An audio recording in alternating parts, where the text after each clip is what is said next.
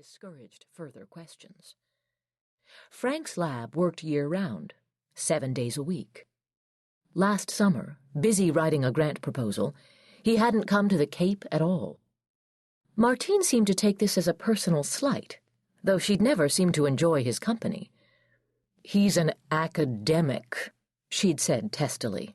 "He gets the summers off. Isn't that the whole point?" It was clear from the way she pronounced the word what she thought of academics. Martine saw in Frank the same flaws Paulette did, his obsession with his work, his smug delight in his own intellect. She simply didn't forgive him, as Paulette, as women generally, always had. Frank had maintained for years that Martine hated him, a claim Paulette dismissed. "Don't be silly. She's very fond of you." Why tell such a lie? Because Martine was family, and she ought to be fond of Frank. Paulette had firm ideas back then of how things ought to be. In Truro, the air was cooler. Finally, the traffic thinned. Martine turned off the highway and onto the no-name road, a narrow lane that had only recently been paved. Their father had taught the girls, as children, to recite the famous line from Thoreau: "Cape Cod is the bared and bended arm of Massachusetts. The shoulder is at Buzzard's Bay, the elbow at Cape Malbar, the wrist at Truro, and the sandy fist at Provincetown." Remembering this, Paulette felt a stab of tenderness for her father.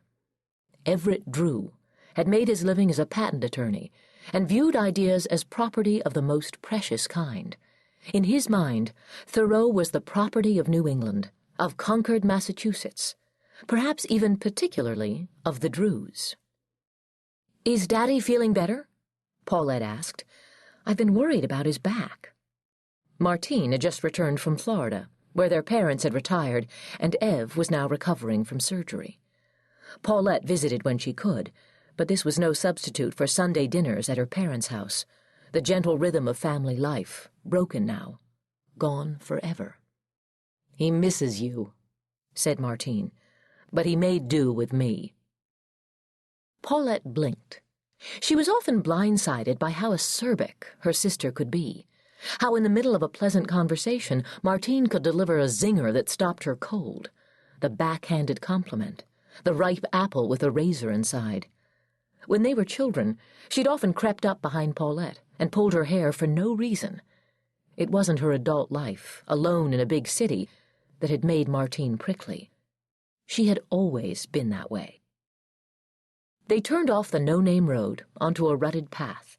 It being June, the lane was rugged, 2 deep tire tracks grown in between with grass. By the end of summer, it would be worn smooth. The captain's house was set squarely at the end of it, 3 rambling stories covered in shingle, a deep porch wrapped around 3 sides.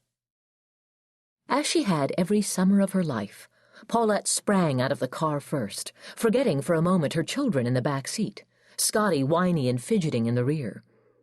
For a split second, she was a girl again, taking inventory, checking that all was as she'd left it the year before. Each member of the family performed some version of this ritual. Her brother Roy rushed first to the boathouse, Martine to the sandy beach. But it was the cottage itself that called to Paulette. The familiar stairs and hallways, the odd corners and closets and built-in cupboards where she'd hidden as a child, the tiniest of the Drew cousins, a little Houdini, in games of hide-and-seek. The captain's house, the family called it, in memory of Clarence Hubbard Drew, Paulette's great-great-grandfather, a sailor and whaler. Clarence had hired a distinguished architect, a distant cousin of Ralph Waldo Emerson. The house had the graceful lines of the shingle style. It was built for comfort rather than grandeur. A house with wide doors and windows, a house meant to be flung open. On summer nights, a cross breeze whipped through the first floor, a cool tunnel of ocean-smelling air. Paulette stood a moment staring at the facade, the house's only architectural flourish. 3 diamond-shaped windows placed just above the front door.